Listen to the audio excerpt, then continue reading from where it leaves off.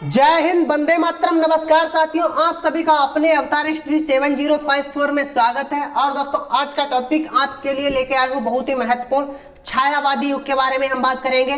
दोस्तों, छायावादी युग की समय सीमा क्या है और इसमें किस प्रकार से क्वेश्चन बनते हैं, पूरी जानकारी आपको देंगे। इसी के साथ अब चलते हैं अपने टॉपिक की ओर। टॉपिक दोस्तों हमारा है छायावादी युग। ठीक है दोस्तों, छायावाद की समय अवधि की अगर बात की जाए तो लगभग दोस्तों क्या 1918 से 1936 ईस्वी तक इसकी अवधि है। ठीक है दोस्तों, आगे बढ़ेंगे। अब बात करते हैं, हमारा क्वेश्चन बनता है छायावाद के स्तंभ किसे कहा जाता है। दोस्तों, छायावाद के स्तंभ किसे कहा जाता है, किस किस को कहा जाता है, ये जान लेंगे। दोस्तों, जयशंकर प्रसाद जी को, निराला और पंत महादेवी वर्मा, इन चार लोगों को छायावादी स्तंभ कहा जाता है। इतनी बात क्लियर हो गई। इसी के साथ आगे बढ़ेंगे और दोस्तों अब बात करते हैं जयशंकर प्रसाद। पहले हम बात करेंगे दोस्तों जयशंकर प्रसाद के बारे में। जयशंकर प्रसाद दोस्तों, इनकी बात करते हैं। इनका जन्म की अगर बात की जाए, किसकी, जयशंकर प्रसाद की, तो इनका जन्म दोस्तों कहां, बांग्लादेशी में हुआ था। छायावाद के प्रवर्तक की बात की जाए, छायावाद के प्रवर्तक उपनाम दोस्तों कौन है, कालाधार। ठीक है दोस्तों, इतनी बात क्लियर हो गई। और आगे बढ़ते हैं, काव्य। इनके काव्यों के बारे में बात करते हैं दोस्तों। काव्य क्या है, कामायनी है, उर्वशी, आशु, और दोस्तों क्या है, वन मिलन, अयोध्या का उत्तर, और क्या आ जाएगा दोस्तों, कानन कुसुम, प्रेम पथिक, प्रेमराज, महाराणा का महत्व, और दोस्तों क्या है, चिताधार, झरना, लहर, और दोस्तों शोकाश्वास। ये दोस्तों इनके क्या काव्य हो जाते हैं। इसी के साथ आगे बढ़ेंगे और बात करते हैं कहानी संग्रह। कहानी संग्रह की अगर बात की जाए तो दोस्तों कहानी संग्रह में कौन आ जाते हैं, आकाशदीप, इनकी दोस्तों कहानी है, और छाया आदि। ठीक है दोस्तों, प्रतिध्वनि, इंद्रजाल, ये इनकी दोस्तों क्या हो जाती है, कहानी संग्रह हो जाती है जयशंकर प्रसाद जी की। इसी के साथ आगे बढ़ेंगे और दोस्तों इनके नाटकों के बारे में बात करते हैं। दोस्तों जो हम आपको बताएंगे इससे ज्यादा परीक्षा में कुछ नहीं आएगा जयशंकर प्रसाद से रिलेटेड। अब बात करते हैं इनके नाटक, जान लेते हैं। नाटक क्या है, अजातशत्रु, एक घूंट, और दोस्तों ध्रुव स्वामिनी, सज्जन, चंद्रगुप्त, स्कंदगुप्त, कामना, और दोस्तों प्रायश्चित, और जन्मेजय का नागयज्ञ, चंद्रगुप्त, स्कंदगुप्त, ये दोस्तों इनके क्या हो जाते हैं, नाटक हो जाते हैं। अब दोस्तों इनके उपन्यास के बारे में बात कर लेते हैं। क्या दोस्तों, उपन्यास। तो इनके उपन्यास की बात की जाए तो इनके दोस्तों उपन्यास क्या हो जाते हैं, तितली, कंकाल और इरावती अपूर्ण है। दोस्तों अगर पूछा जाए जयशंकर प्रसाद का ऐसा कौन सा उपन्यास है जो अपूर्ण है, तो भाई दोस्तों क्या हो जाएगा, इरावती हो जाता है। इसी के साथ आगे बढ़ेंगे और अब बात करेंगे दोस्तों इनके अंबर मनगढ़ की।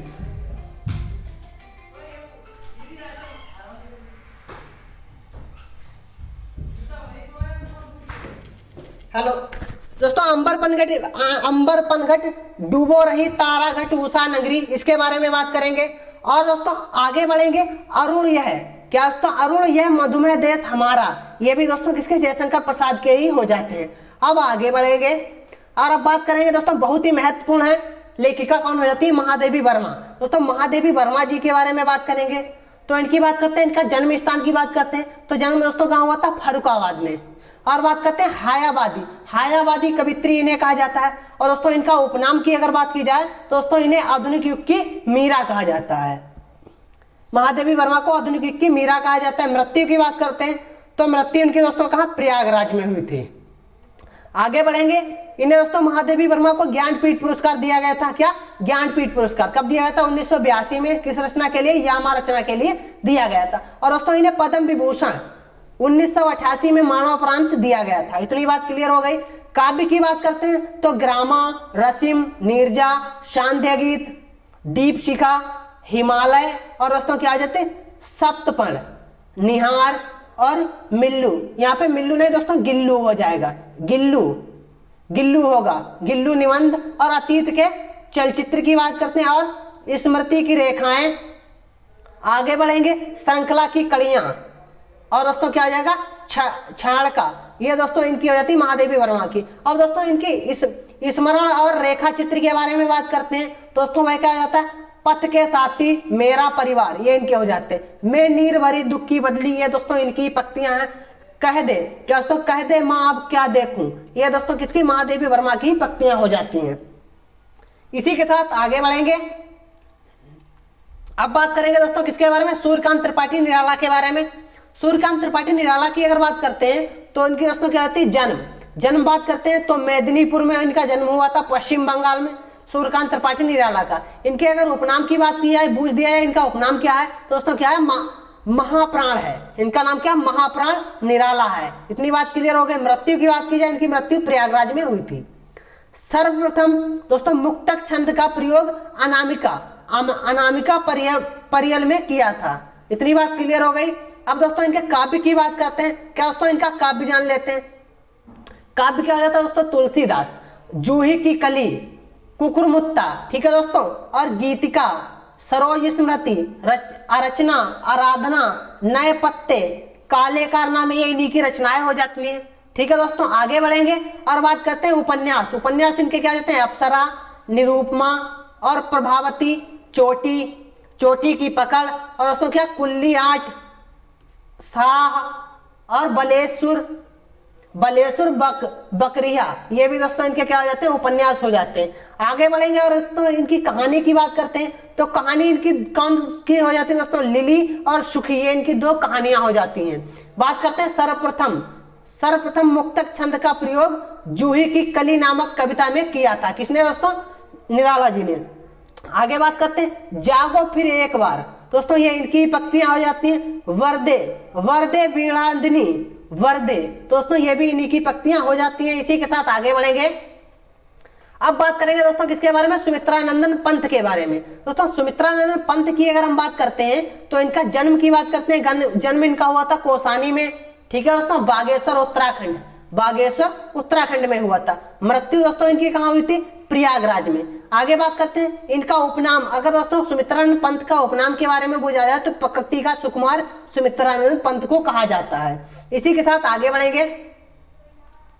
अब दोस्तों बात करते हैं यहाँ पे पहला ज्ञानपीठ पुरस्कार सुमित्रानंद पंत जी को दिया गया था 1968 में। किस रचना पर, चिदम्बरा के लिए। साहित्य अकादमी पुरस्कार भी दोस्तों इन्हें दिया गया था, सुमित्रानंद पंत को।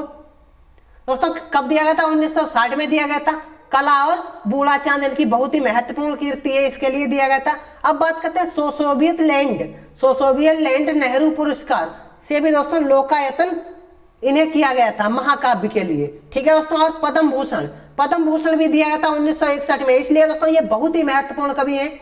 अब बात करते हैं काव्य चिदम्बरा, इनकी कीर्तियां क्या है, चिदम्बरा, वल्लभ, गुंजन, युगांत, युगवाणी, स्वर्ण किरण, स्वर्ण धूलि और उत्तरा, ठीक है दोस्तों, उत्तरा युगपथ और उच्छ्वास और लोकायतन, रजत शिखर, अतिमा, काव्य वीणा, ठीक है दोस्तों, पलझर और दोस्तों पल्लविनी, ग्राम्या इन्हीं की हो जाती है। और दोस्तों अब इनके नाटक की बात करते हैं। इनका नाटक एक है दोस्तों, कौन सा, जयोत्सना, ये इनका नाटक हो जाता है। इतनी बात क्लियर हो गई।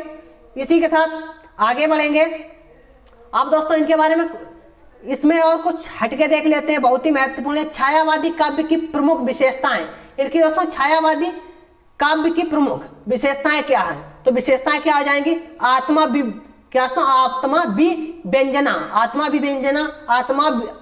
इसे दोस्तों दूसरे शब्दों में बात की जाए तो आत्मा अभिव्यक्ति की प्रधानता भी कहते हैं। और बात करते हैं मानवीय सौंदर्य का बोध में शैली, उत्तम पुरुष शैली, ये भी दोस्तों इसे ही कहते हैं। आगे बात करते हैं प्रकृति, दोस्तों क्या, प्रकृति संबंधित बिंबों की बहुलता, ये भी दोस्तों किसकी हो जाती है, इनकी विशेषताएं हो जाती है छायावाद की। रहस्य भावना और दोस्तों श्रृंगार भावना, मानवतावाद, राष्ट्रीयता की भावना, मुक्त छंद का प्रयोग इसी में किया गया था, तो दोस्तों इसकी विशेषताएं हैं ये। अब बात करेंगे अनुभूति की तीव्रता, प्रकृति के रम्य रूपों की रचना, आगे बढ़ेंगे वेदना की विवृति, और आगे बढ़ते हैं। अब बात करते हैं स्वच्छंद कल्पना, दार्शनिक चिंतन, ये दोस्तों किसकी हो जाती है, सभी की सभी इसकी विशेषताएं हो जाती है छायावादी की। दोस्तों आज की क्लास कैसी लगी सभी लोग कमेंट करके बताएंगे, और जिस दोस्त ने अभी तक चैनल को सब्सक्राइब नहीं किया वह चैनल को सब्सक्राइब करना ना भूले। इसी के साथ दोस्तों मिलते हैं कल की क्लास में नए टॉपिक के साथ। सभी दोस्तों को मेरी तरफ से जय हिंद, जय भारत।